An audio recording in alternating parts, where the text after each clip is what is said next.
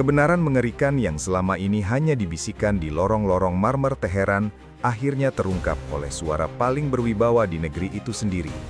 Kemarahan publik yang selama bertahun-tahun selalu dianggap sebagai rekayasa kekuatan asing atau ulah segelintir kelompok kecil, kini telah mencapai titik yang tak lagi dapat disembunyikan oleh rezim.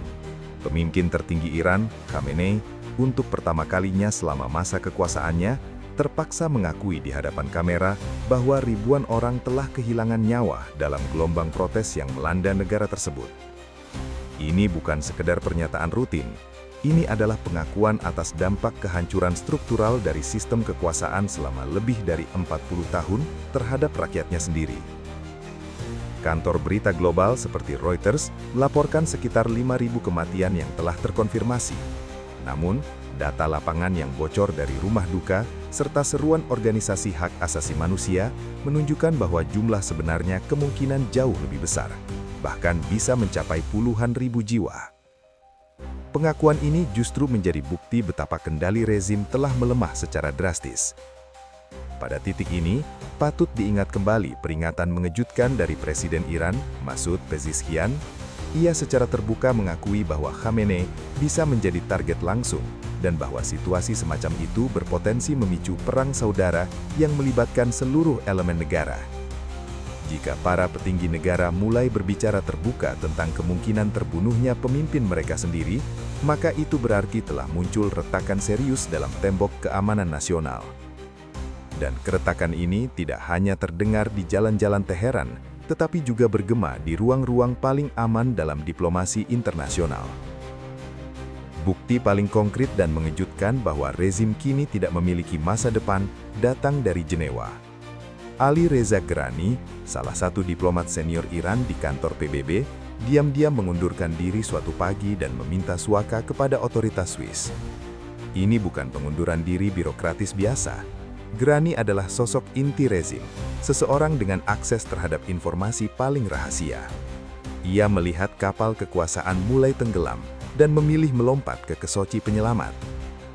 Menyadari bahwa negaranya tengah menuju keruntuhan dan bahwa keselamatannya tidak lagi terjamin, Ghorani meninggalkan Iran bersama keluarganya karena takut tak akan pernah bisa kembali. Renungkan hal ini. Jika seorang diplomat yang bertugas membela rezim di panggung dunia tidak lagi percaya negaranya sendiri dapat melindunginya, bahkan mungkin akan menuntutnya, maka secara de facto, rezim itu telah tamat. Pelarian ini yang terjadi bersamaan dengan pengakuan kematian massal dan ketakutan akan pembunuhan terhadap pemimpin tertinggi menunjukkan betapa besarnya kepanikan di Teheran.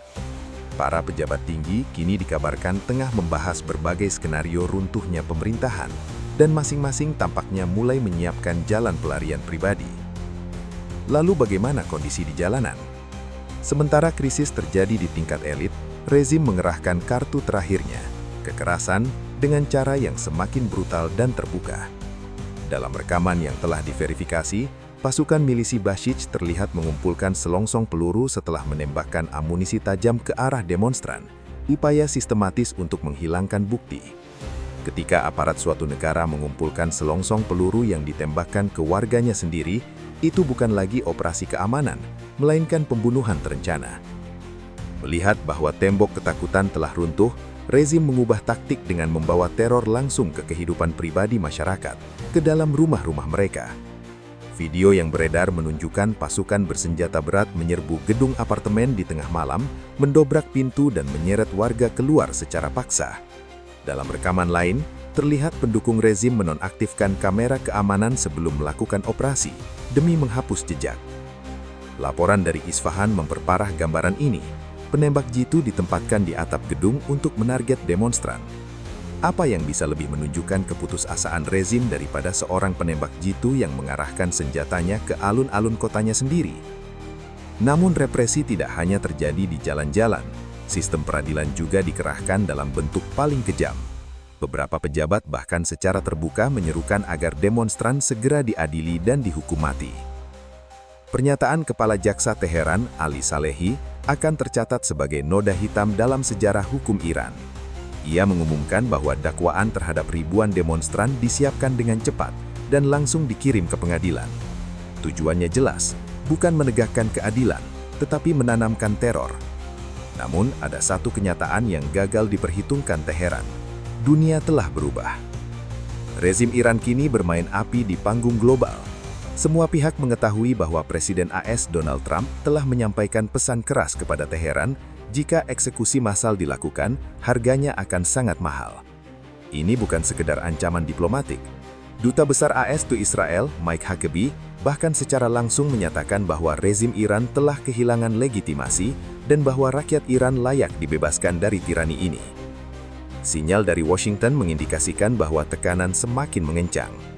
Jika Iran terus melanjutkan eksekusi dan pembunuhan tanpa proses hukum, Amerika Serikat memiliki banyak opsi untuk bertindak. Pergerakan militer AS di Timur Tengah meningkat drastis. Armada kapal induk di Teluk Persia, jet tempur F-13 dan F-15, serta ratusan patroli drone pengintai seperti MQ-4C Triton menunjukkan bahwa setiap pergerakan Iran kini dipantau secara real-time. Washington menunggu kesalahan fatal dari Teheran. Tak hanya Amerika, Israel dengan rekam jejak operasionalnya di Iran juga berpotensi meningkatkan tekanan terhadap fasilitas strategis Iran. Intervensi semacam ini justru dapat menghancurkan otoritas rezim yang sudah rapuh. Inggris pun bersiap. London meningkatkan peringatan perjalanan ke Iran dan wilayah sekitarnya, langkah yang biasanya mendahului operasi besar. Aktivitas militer Inggris di Siprus dan wilayah Mediterania Timur semakin intens, menandakan rencana operasi gabungan Barat sedang dipersiapkan. Di saat rezim menindas rakyatnya sendiri, Iran menghadapi pengepungan strategis terbesar dalam sejarahnya.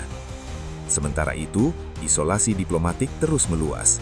Argentina secara resmi mengklasifikasikan Garda Revolusi Iran sebagai organisasi teroris, menempatkannya setara dengan ISIS atau Al-Qaeda dalam hukum internasional. Jerman pun bahkan menyatakan Iran telah kehilangan status negara yang sah akibat kekerasan terhadap rakyatnya sendiri. Iran kini diperlakukan sebagai negara paria. Bisakah Iran keluar dari krisis ini? Sejarah menunjukkan bahwa rezim yang kehilangan dukungan rakyat, terisolasi dari dunia, dan runtuh dari dalam hampir tidak memiliki peluang bertahan. Dukungan Rusia dan Cina pun tidak lagi menjamin keselamatan Teheran. Beberapa pesawat kargo dan radar tidak akan mampu menahan kemarahan miliaran orang atau daya gempuran militer AS. Di bidang ekonomi, situasi lebih parah lagi. Nilai rial anjlok, inflasi merajalela, mogok pekerja meluas, pembangkit listrik disabotase, toko-toko tutup. Rakyat turun ke jalan bukan hanya demi kebebasan, tetapi demi bertahan hidup. Slogan Iran bukan Gaza atau Libanon mencerminkan kesadaran kolektif baru bahwa kekayaan negara telah dikorbankan demi ambisi luar negeri dan senjata, bukan kesejahteraan rakyat. Di tengah kekacauan ini, krisis pemimpinan pun menguat. Usia dan kondisi kesehatan Khamenei membuat pertanyaan suksesi semakin genting. Elit rezim pun mulai saling berebut posisi, mempercepat fragmentasi internal. Yang kini menjadi misteri besar adalah sikap militer reguler Iran, Artesh. Jika suatu saat tentara memilih berdiri bersama rakyat, atau menolak menembak warga sipil, maka permainan akan berakhir bagi rezim. Saat semua data dan peristiwa ini disatukan, gambaran yang muncul sangat jelas. Republik Islam Iran tengah menghadapi krisis eksistensial terbesar sejak 1979. Dan kali ini, tak tampak cahaya di ujung terowongan. Pengakuan Khamenei tentang ribuan kematian sejatinya adalah penanda tanganan surat mati sebuah rezim. Tembok ketakutan telah runtuh. Rakyat Iran tampaknya tak lagi bersedia mundur, berapapun harga yang harus dibayar. Proses ini mungkin masih akan memakan waktu, mungkin akan ada lebih banyak darah. Namun satu hal tampak pasti, Iran tak akan pernah sama lagi. Angin perubahan telah berubah menjadi badai, dan badai ini tak akan reda sebelum meruntuhkan istana yang dibangun di atas fondasi rapuh. Apakah menurut Anda api di Iran akan padam? Ataukah ini akan menjadi revolusi yang mengubah peta Timur Tengah? Tulis pendapat Anda di kolom komentar. Terima kasih telah menonton. Jangan lupa berlangganan, aktifkan notifikasi, dan ikuti analisis kami selanjutnya.